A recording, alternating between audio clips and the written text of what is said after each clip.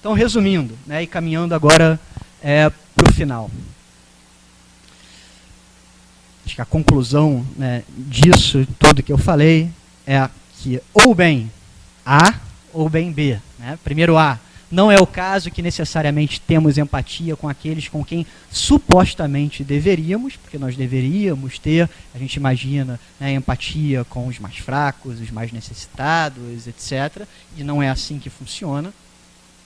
E B, né, mesmo nos casos em que temos empatia, isso não é uma garantia de que decidiremos da forma normativamente apropriada.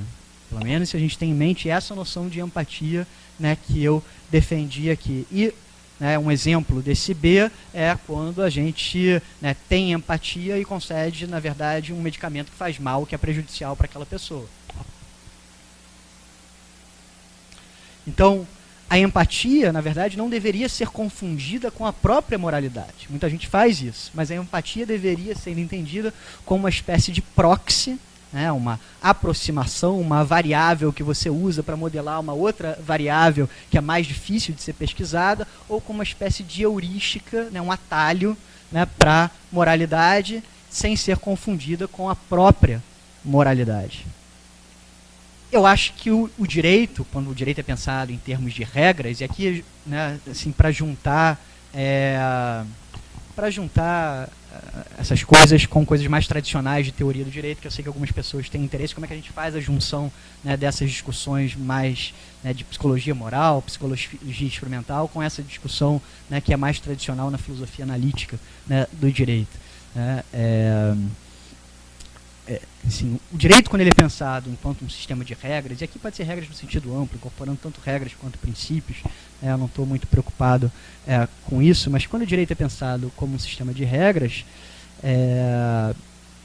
o direito também deve ser entendido como uma espécie de heurística, né, para a moralidade. Né? O direito é um mecanismo oblíquo, né, indireto, que a gente utiliza para alcançar certos objetivos que são objetivos morais. Assim como a empatia pode ser um mecanismo, um instrumento para a gente tentar alcançar certos objetivos que são objetivos morais. Né? O Raz, ele tem essa ideia que é a ideia do direito como fornecendo uma espécie de serviço. Ele diz que o direito se encontra moralmente justificado quando é o caso que o direito oferece o serviço. Qual é o tipo de serviço que o direito deve oferecer? O direito deve nos trazer mais próximos dos nossos próprios objetivos morais do que na ausência do direito.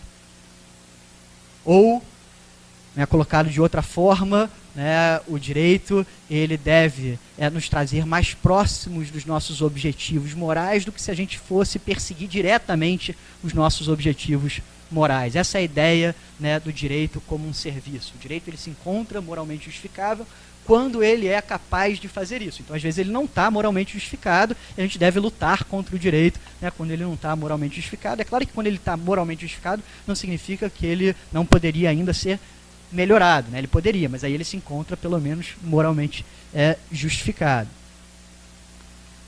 E ele vincula, né, essa ideia da concepção de direito como serviço. Ele diz que um componente importante dessa ideia, né, para defender quando que o direito se encontra justificado é a tese da justificação normal.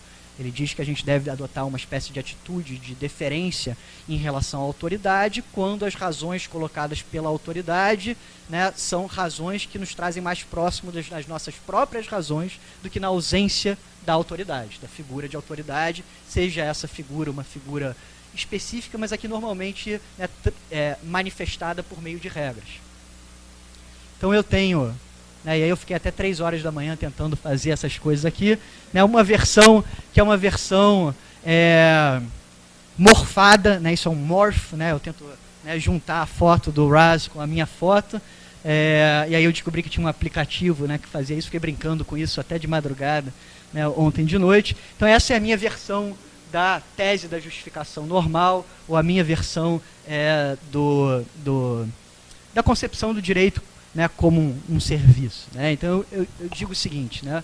O direito ou qualquer outro proxy ou ferramenta heurística se encontra moralmente justificada na medida em que nenhuma outra ferramenta nos traria mais próximo de nossos próprios objetivos morais, incluindo a tentativa de aplicar diretamente a moralidade. Ou, ainda de outra forma, um certo mecanismo de tomada de decisão está tão mais moralmente justificado, porque aqui coloca em termos de probabilidade, né? Está tão mais moralmente justificado na medida em que nos aproxima mais da moralidade do que qualquer outro mecanismo alternativo, né? Então, tanto o direito quanto a empatia me parecem ser heurísticas ou proxies, né? A gente tem que avaliar, né, qual desses proxies ou qual dessas heurísticas nos trazem mais próximos dos nossos objetivos morais, e aqui o meu objetivo foi, né, oferecer algumas razões para não acreditar que a empatia, pelo menos em alguns cenários, em algumas situações, pode ser, né, a melhor heurística, né, para a teoria normativa da adjudicação jurídica. E eu agradeço a atenção de vocês. Essas são pessoas que comentaram, né, a versão original, né, do artigo e que ajudaram muito.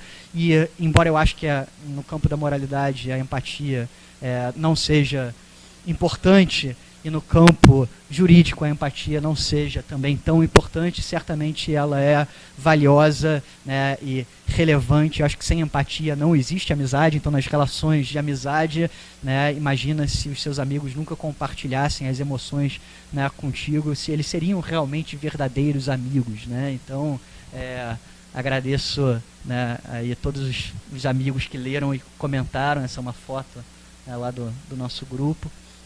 E essas são outras pessoas que comentaram. Então, obrigado aí pela atenção de vocês.